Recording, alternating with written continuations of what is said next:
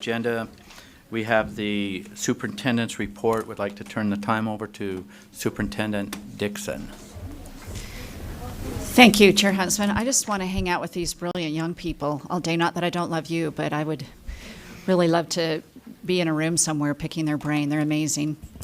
And I'm going to spotlight three more amazing young people in just a moment. Before I do that, I want to give two shout outs to staff. We've had a couple of recognitions as of late, national recognitions and state recognition. So first, the Utah Division of Archives and Record Services just recently recognized our data privacy team led by Whitney Phillips, comprised of Randy Raphael, David Soleil, and Philip Vernon. And they were spotlighted based on how the Board of Education takes its obligation to protect student information very seriously, and then this group really carries out that work in a very serious and efficient manner. So it was nice to see that our team got recognized for their work. Secondly, NASB recently put out a publication where they recognized Utah for our work in digital teaching and learning. And the headline out of Alexandria, Virginia, says a new analysis from NASB details how the Utah State Board of Education helps school districts across the state ensure that teachers and leaders have the capacity and skills to deliver digital teaching and learning in the classroom. There's more narrative, but then it goes on to say, now in its third year, most of Utah's districts are participating in the grant program. The state is evaluating outcomes using teacher logs of technology use, teacher surveys, and a public dashboard where districts report progress towards student achievement goals.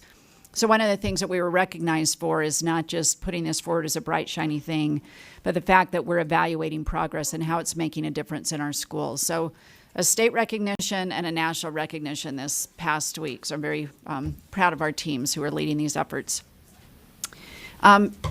Today, or this board meeting in June rather, marks my third year as your state superintendent, and I'm always feel very blessed and very proud to serve in this role. And one of the things that I love so much about this role is getting out into schools and visiting with students and teachers and how they make a difference. So today we get to acknowledge three amazing students and their teachers. These three students are presidential scholars, and I want to talk to you a little bit about this process. It's based on, initially based on exceptional scores on SAT and ACT college admission tests. And there's this 2-year window that they look at those scores. And for these students, that window ran from September of 2016 through October 18. And then students are automatically considered if they release their scores so that they can be looked at and also indicate their year of graduation of the current program year. So then the program, the U.S. Department of Ed takes all of these test scores and they look for the 30 top males and 30 top females in each of the states or jurisdiction. And then they do some combining files of scores of the students, and then they select the 20 persons from that state. So there were 20 students then selected from Utah who were invited to submit candidacy materials, including essays, self-assessments, secondary school reports, and transcripts. So the test scores, the college entrance exams were the entrance into this process, and then they had to submit all of this other stuff that seems like a lot of work for a kid who's trying to graduate. So then there were about 500 semifinalists that were chosen by this independent national committee of educators. And then in April, the Commission of Presidential Scholars makes the final selection of 121 students. And so we are honoring today our three scholars, and we'll have them come and stand before you, and then I want to talk a little bit about their teachers. So let's have Callie, and I apologize if I'm mispronouncing these names, Callie Sierra Caldwell from Ogden High School. Callie, come on up, and we'll have you sit in one of these chairs up here. Alexander Chang from Hillcrest High School.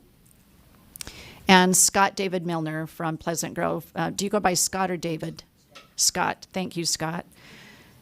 Okay, so I want you to take a good look at these three amazing scholars because they're going to run the world someday. I want to have them speak briefly to you about their experience and what this means to them. Of course, they're going to be able to go celebrate. I think it's this month, correct? That there will be a national celebration.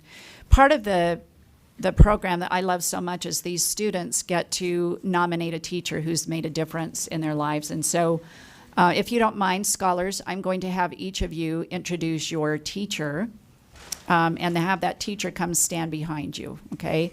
So we'll have you introduce yourself again, give a few comments about what this means to you, introduce your teacher, and then have your teacher speak. So Callie, females first, we'll start with you.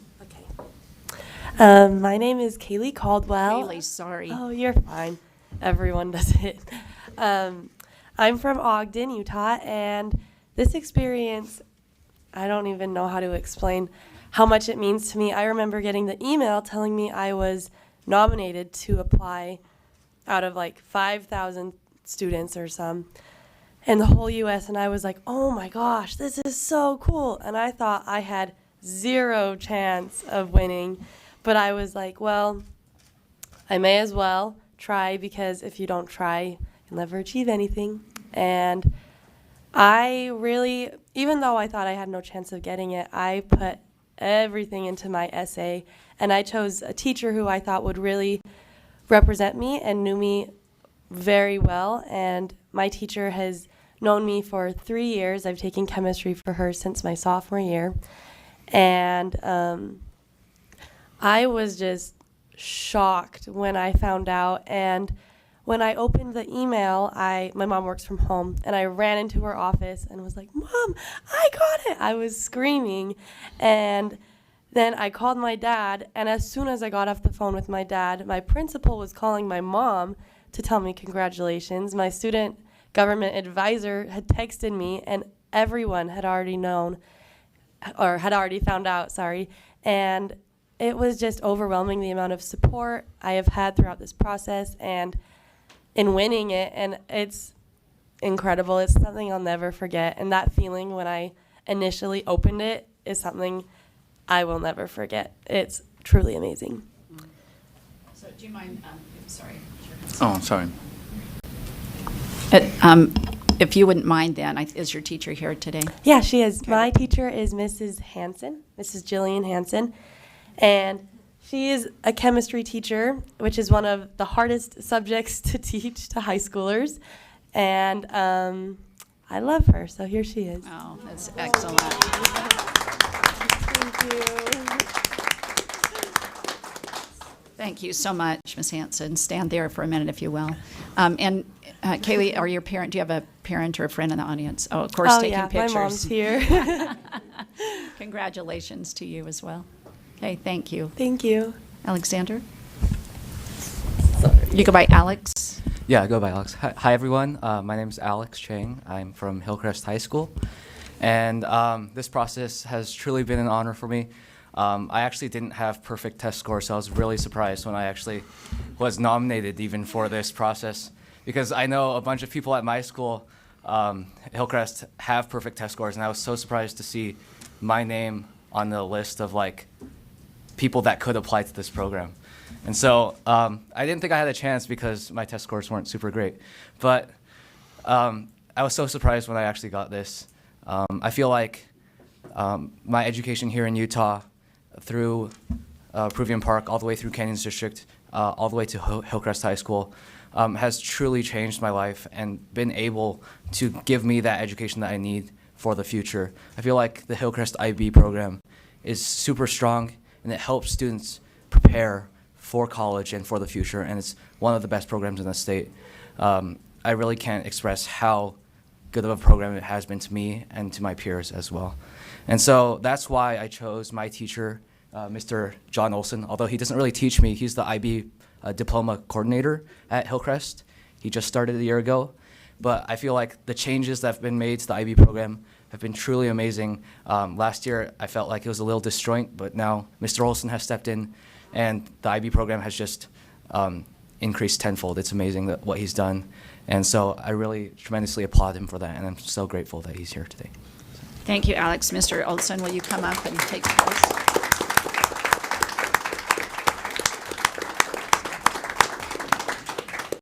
Okay, and last but not least, Scott, bring us home. Okay, I'm Scott Milner. I go to Pleasant Grove High School. And so this program was interesting because since you're nominated just based off your test scores, like I didn't realize that it existed until I got the email. It's like, hey, you're nominated. I was like, oh, cool. What is this? And then I looked into it, and it's and it's cool just the way that they based it initially off of academics, but then when they finally choose everyone, it's more holistic because the application process requires you to submit so many other things about other things that you do. But just one thing that I was thinking of was that, and I'm sure this goes for all of us here, for all of us who've been chosen, which is that it's not just us, it's the sum of a lot of other educators who've worked with us over, even since elementary school, and, seen things in us that we didn't see and helped us develop that and improve. At Pleasant Grove High School, we have what I feel like we have a pretty comprehensive AP program. We do about, I think, 2/3 of all the different courses, and so we can, I had so many options, and each of those options I had teachers that wanted to help me, and so being here I feel like it's not just me, it's all these other people that wanted to help me and saw that I could do better and wanted to help me out. And so I chose Mr. Jim Wilcock, who is the choir director at Pleasant Grove High School, because he has helped me so much just to understand with hard to put in the words, but he's helped me understand how I can make music more than just something that I enjoy, but make it something he's made music life-changing for me. I've had him for 3 years, and my sophomore year I had him for 2 class periods because I took AP music with him, and so I got kind of that both sides. I got the feeling that you get from singing with music and creating music with other people, and then I also got from him how to develop music and all the reasoning behind it, and then he also helped me to be able to this year, my senior year, I wrote a couple of songs, and he worked with me on them, and then he gave me an opportunity to see them performed, which was really cool. Anyway, so that's why I chose him. So. Mr. Wilcock.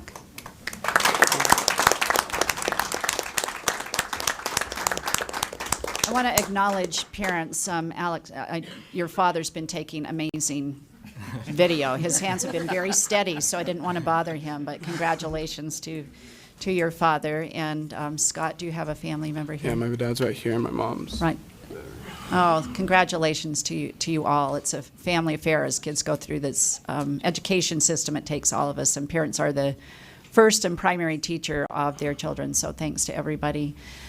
So this is a little out of norm, Chair Huntsman, but may I ask if board members have comments or questions that they want to ask of the students or teachers? Any questions or comments from board members? Board Member Belknap. I just found it very interesting that you are talking about, you said to use the term holistic.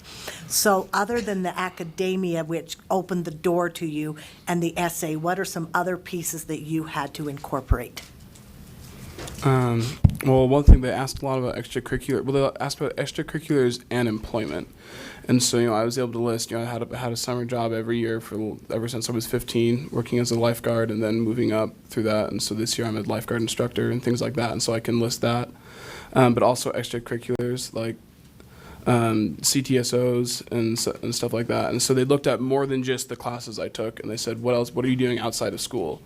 Because and so I can say I'm doing this in school, and I'm also doing all of this outside of school. Did they also include service? Sorry, Chair. Is that Yes. okay? Yeah, they also include Service. service. Was that a big piece of it Yes. as well? So. For me, I think a lot of it also, because a lot of kids have great academics, great extracurriculars, but I think a lot of it is also in overcoming adversity. And if you can show that, at least for me, I think that's part of the reason how I secured this position. But I was reading a Forbes article about a lot of the other winners who won, and there are some really, really great, cool stories out there. And so I think in overcoming adversity, that helps you stand out as well. And if you can show that through your essays and other, and other things, then that also helps. Thank you. One more, Chair? One more follow-up. Okay, sorry. I have 50 gazillion, actually, but I'll only do one. And so I guess my question is, what is required of you now to give back? Is there some sort of requirement, or is that a choice? Well, I think as presidential scholars now, I think it's important for us to be leaders and and show the next generation of students or the next incoming senior class that if you can work hard and strive for the things that you want and really dig deep into things that you want, you can achieve what you want in life, right? And so I think it's our job as Presidential Scholars to show other students that. And I think a large part of the Presidential Scholar Program is to act as leaders and to represent the students in America. So. And I think showing that it doesn't end at high school. I think a lot of focus is on all of the high school awards, and everyone in high school knows each other and you're around each other every day. So it's, for me at least, I feel like it's much more of a big deal and things are inflated a little more. So after high school, I think a lot of people lose sight of some of the dreams they had or achieving or being a leader as they had been in high school. So I think as being presidential scholars, we need to show people and inspire them in believing that it doesn't end after high school. Board Member Lisa Cummins. Thank you, Chair. Congratulations. Is this on? It is on. Congratulations. What a fascinating, fantastic achievement for all three of you. What are your plans next? What are you going to major in as you go forward in your scholastic expenditures? Okay. So I'm planning on attending Brigham Young University because they have a nationally recognized animation program, and specifically they have one where I can get a computer science degree but with an animation emphasis. So then that's kind of the best of both worlds for me because I really like I've been doing animation since sixth grade, but then I can study the aspect of it that I really like, which is the more technical side. But then I can also they have lots of connections with like Pixar and DreamWorks and things like that, and so then I can hopefully get a good job, secure one in that industry. So, Great. But I mean that's 4 years away, so who knows what I'll be saying in 4 years. So. I'm planning on attending Harvard, and I'm going to be studying computational biology. I've always been really interested in combining the medical field with computer science because I feel like there's so much that can be improved and automated in the medical field to make the cost of healthcare less expensive for all patients. So. Sorry. Okay, I'm going to run at the University of San Francisco, and I will be in their honors program majoring in chemistry, inspired by Ms. Hansen. Yes. Thank you. And I want to hopefully go on to their graduate program in biotechnology, or haven't 100% figured it out yet because, as he said, it's 4 years away. But I'm thinking of biotechnology or synthetic medicine or something in the medical world. So we'll see. Okay. Awesome. I'm not seeing any other board member questions or comments. Superintendent, did you have more? I'd just like to thank Kaylee, Alex, and Scott, and your amazing teachers, and we'll look for big things from you. We have a saying around here in our office when we're working hard on a project and we can see that we're moving along, we say that we're on the road to awesome. So you guys are definitely on the road to awesome, and we look forward to hearing more about you in the future. And to the teachers, thank you so much for your powerful influence on these young people and the good work that you do every day. These are just representatives of the many students that pass through your doors, so thank you so much. And to the parents, for your encouragement and support of your students. So thank you so much for making the trip to be here. And we'll have you go out in the hall, students, parents, and teachers, and Barbara Fuentes will take some official photos of you. Thank you so much. Thank you. Thank you. That concludes the report.